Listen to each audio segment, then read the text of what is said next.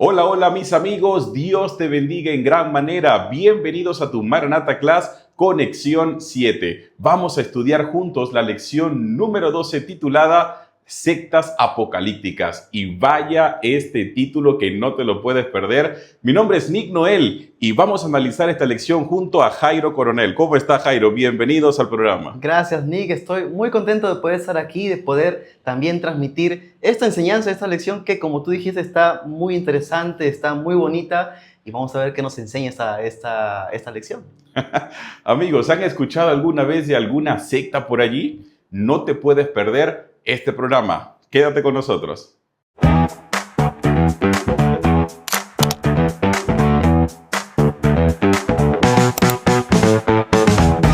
En 1997 sucedió una escena escalofriante. Más de 39 cuerpos estaban todos vestidos idénticos de forma deportiva y estaban prácticamente ellos todos cadáveres porque se habían suicidado, esperando un porvenir. Sin embargo, esto fue a raíz de una secta que estableció un hito importante en esa fecha. La secta era llamada Heaven's Gate y era liderada por un joven que comprendió completamente que ellos debían de transportarse a un cometa que iba a pasar en aquel momento.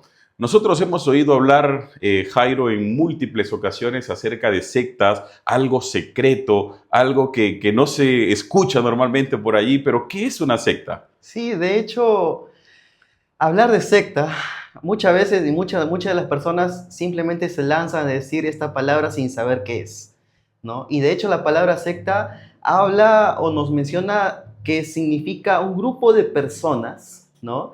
Que comparten una idea propia, que siguen a un líder carismático y que además se aíslan de los demás.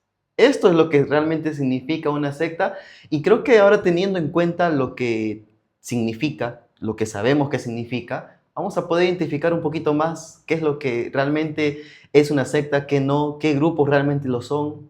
Interesante, porque lo decimos, lo escuchamos y a veces suena muy cotidiano, ¿no? Sí. De hecho, lo vivimos en las redes sociales, lo vemos en películas, estamos bombardeados por todos lados por esta frase. Lo decimos a la ligera, la gente lo dice a la ligera, de hecho sí, como tú dices, de hecho estamos tan, ¿cómo podría decirlo, no? Esta palabra, estamos tan bombardeados como tú dijiste de todo esto justamente por las películas que Hollywood nos muestra, las series que vemos diariamente o en nuestro hogar, en el lugar donde estemos, y eso nos mete una idea en la cabeza de qué es, pero no nos podemos investigar qué realmente significa, ¿no?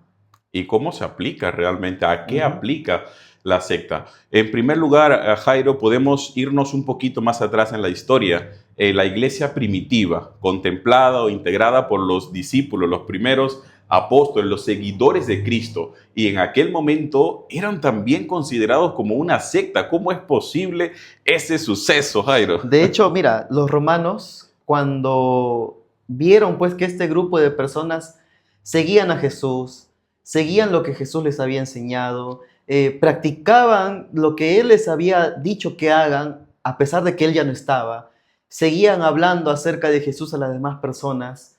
De hecho, si en un primer vistazo lo pensamos, pareciera que fuera así, ¿no? Ajá. Una secta, pero cuando analizamos más profundamente, cuando leemos cómo es que era realmente la iglesia primitiva, vemos que en realidad ellos no eran una secta, sino que eran algo distinto, algo que realmente estaba transformando el mundo. Una secta no transforma el mundo. Una secta te transforma el pensamiento, si te transforma a ti, transforma a un grupo de personas, pero están ahí aisladas. Pero en cambio, lo que hacían los cristianos primitivos, ¿no? Ellos, la idea que Cristo les había dado, lo que les había enseñado, es justamente lo que ellos esparcían a todo el mundo, ¿no? Y creo que cuando le preguntaron a Jesús, ¿no? Con afán de poder sacarle, a extraer algunas palabras para acusarle, Ujú. allí directamente lo que nosotros podemos ver es la respuesta de Jesús, que él les decía que todo lo que decía estaba abierto para todos, que era para compartir el mensaje. Y una de las características que tiene la secta es aislarse, es ponerse en secreto. Es decir, que su mensaje no es para todos. Su ideología es realmente para un pequeño grupo que de hecho por miedos, ¿no? Los dominan, los manipulan. Y de hecho trabajan en secreto. O sea, no es como nosotros, ¿no? Que los cristianos comúnmente, ¿qué es lo que hacen para predicar? Salen a las casas, salen a las calles, hablan acerca del mensaje que Jesús nos enseñó, pero una secta no hace eso, ¿no? Una secta lo que hace es primero trabajarte a ti, como dicen, ¿no? Empiezan a ti a decirte sus ideas poco a poco, que eso, que lo otro, ¿no? Y después ya te van diciendo, no, tú tienes que hacer esto es lo correcto, no, pero son ideas, pensamientos propios, o sea, ideas que no van acorde a lo que la Biblia nos enseña. Ahora, ¿podría darse el caso que salgan sectas de una idea, de una ideología o también de un grupo religioso aparte? Sí. En realidad sí, ¿no? Bueno, no somos la única denominación cristiana que existe como adventistas. Sabemos que existen muchas denominaciones cristianas, ¿verdad? Pero dentro de esas denominaciones cristianas podría existir un grupito de personas que las ideas que tienen, las ideas que ellos manejan, de hecho, pueden llegar a ser hasta extremistas. Y cuando estas ideas vuelven extremistas, entonces ya se separan. Cuando ven que los demás no comparten su idea, te dejan ahí nada más, ¿no? Ahí nada, no queremos nada que ver con ustedes, mejor nos separamos, creamos nuestra propia iglesia, creamos nuestro propio grupo, ¿no? Pero cuando la gente ve eso, no dice, estos son un grupo de personitas nada más, sino Claro. que habla acerca de toda la denominación, ¿no? Ahí están, los meten todos en un mismo saco. Exactamente, y eso es lo que sucede, y eso es lo que nosotros debemos tener mucho cuidado. ¿Por qué? Porque, como bien dijimos en un principio, una secta nace justamente de ideas propias de la persona, que podrían de repente estar basadas en la Biblia, pero cuando no contextualizamos, cuando no investigamos, cuando simplemente tomamos la Biblia o lo que dice a la ligera sin poder profundizar en el mensaje, realmente podemos generar ideas propias. Estas ideas propias podemos traspasarlas a otras personas. Y quién sabe, como una bola de nieve, ¿no? Va girando de a poquito y se va haciendo más grande hasta que llega un punto en que revienta y pues al final, pues, ¿qué sucede? Viene división, viene separación y todo eso, ¿no?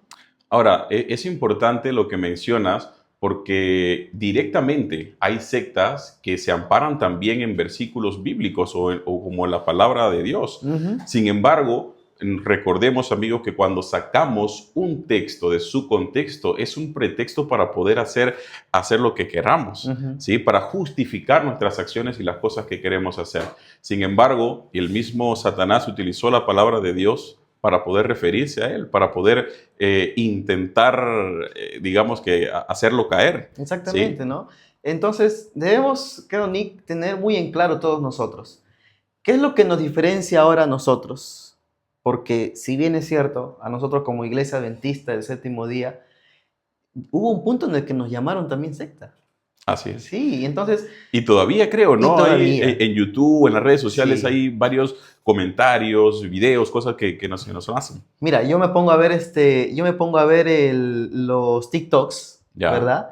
Y muchas veces veo TikTokers que atacan a la iglesia, ¿no? Diciendo, esta es una secta, esto es lo otro, estos piensan eso, estos piensan lo otro. Bueno, nosotros no somos nadie tampoco pues para decirles, oye, irnos en contra de ellos, ¿no? Porque nosotros no somos así. Nosotros como cristianos no deberíamos ser así, de hecho. Totalmente. Entonces, ¿qué es lo que nos diferencia a nosotros de una secta en realidad, ¿no? Y la lección nos habla de eso, ¿no? Hay ciertos puntos. Uno de ellos, por ejemplo, es justamente el hecho de que como cristianos nosotros estamos unidos y esa unidad nos hace que podamos también impartir el mensaje a otros, ¿no? Es decir, que no somos islas. No. Y de hecho, en Hechos capítulo 2, versículo 44 dice, ¿no? Todos los que habían creído estaban juntos y tenían en común todas las cosas. Mira, la iglesia primitiva tenía en común todo,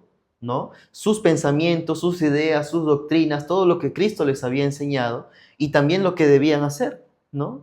¿Y qué más dice ahí, no? Versículo 45 dice, y vendían sus propiedades y sus bienes y lo repartían a todos según la necesidad de cada uno.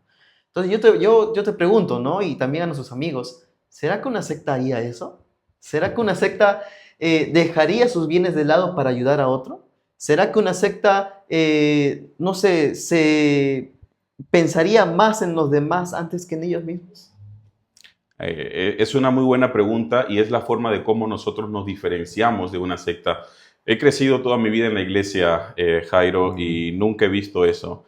Nunca he visto una forma tan egoísta. Sin embargo, la lección precisaba un punto importante, y es que en la iglesia vamos a encontrar nosotros personas que generan sus propias ideas, sus propias convicciones, y por allí podrían tal vez salir algunas de esas ideas o algunas de esas percepciones o malas percepciones de la palabra de Dios. Sin embargo, no es la generalidad de la iglesia, la estructura de la iglesia, la jerarquía de la iglesia, el orden que mantiene la iglesia no nos hace una secta. Y pueden haber personas, porque todos somos pecadores, queridos jóvenes, queridos amigos, todos hemos cometido errores, pero la iglesia se mantiene, la iglesia sigue caminando, la iglesia es establecida y fundada por Cristo Jesús. No es de hombre ni para hombres, ni por hombres, perdón, sino de nuestro Creador. Y de hecho hay algo importante que debemos recordar, incluso la misma Ellen White escribió, ¿no?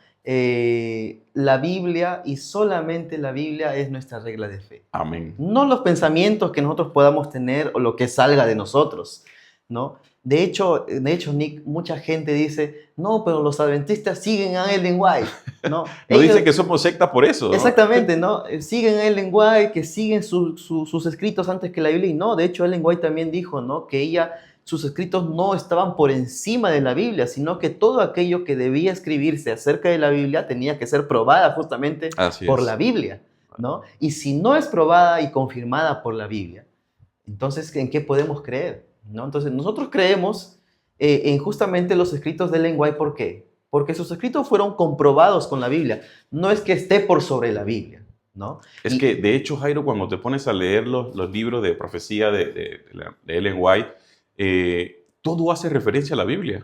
O sea, no hay prácticamente un párrafo que siga completo sin que haya una referencia directa a la Biblia. Es decir, que todo está fundamentado en la Biblia. Y allí podemos ver esos escritos, como dice también Apocalipsis, que fueron el don profético, ¿no? Para nuestro tiempo. Exactamente. Uy, si nos podemos hablar acerca del don profético, ¿cómo es que la iglesia es una iglesia remanente? Porque sí, hay algo que nosotros debemos recalcar y debemos recordar siempre, es que la iglesia adventista sí es una iglesia, es la iglesia remanente, y nosotros nos consideramos como la iglesia remanente justamente por todas las profecías que pues nos ha enseñado que es así, ¿no? Ahora, el hecho de que seamos una iglesia remanente no significa que nosotros seamos exclusivistas. Así es. Mucha gente piensa eso, mucha gente dice, no, pero ellos solamente creen que la salvación es para ellos, y no. El mismo Jesús dijo en Mateo que él tenía ovejas en otro redil. ¿Y a qué se refería eso, no? Interesante, porque si bien es cierto, he escuchado a algunas personas aferrarse a esa verdad y decir que no, la iglesia adventista somos los que tenemos la verdad, somos la verdad presente, somos los que vamos a proclamar el último mensaje. Si bien es cierto, Jairo, como mencionaba, nosotros reivindicamos de que somos parte del remanente, hay ovejas fuera de su prado, ¿sí? Y en aquel momento, un día más temprano que tarde, el Señor hablará, y muchas de esas ovejas, como nosotros, pero que están en otro redil, van a escuchar su voz, lo van a reconocer y van a unirse a este movimiento que espera para la iglesia final. Claro, de hecho es justamente el remanente el que llegará hasta el final. Así es. No dice tal iglesia, tal esto, ¿no? No lleva un título propio, ¿no? Sino el remanente. Y ese remanente viene también de otros lados, está en otro redil, vienen con otras doctrinas, pero que al final, como tú dijiste, ¿no? Van a escuchar la voz de Dios, no nuestra voz. Así es. No de repente lo que otra persona piensa o lo que puede llegar a idear, sino la propia voz de Dios. Y si nosotros no predicamos, el mismo Espíritu Santo lo hará. Es que no podemos hablar de exclusivismo cuando nosotros hacemos todo el esfuerzo para compartir el mensaje. ¿Sí? Mira, justamente, de hecho, la iglesia adventista, yo creo que también otras denominaciones se caracteriza por eso, ¿no? Tenemos tantos programas dentro de nuestra iglesia, tantas actividades que justamente hacen de que la iglesia sea un canalizador de la verdad y del amor de Dios. ¿Como cuáles? Tenemos Misión Caleb, Así es. ¿verdad? Tenemos proyecto Bálsamo, por ejemplo, Bálsamo, cuando tardes van misioneras. tardes misioneras, ¿verdad? Y no solamente en iglesias, sino también en las instituciones, en los colegios, en las universidades. Los alumnos salen a hacer obra social y esta obra social no es solamente pues para exaltarnos a nosotros como iglesia adventista, sino que es para exaltar el amor de Dios y lo que Él realmente desea hacer con su pueblo, que está en todo el mundo, no solamente nosotros, Así ¿no? es. Sino que está en todo el mundo.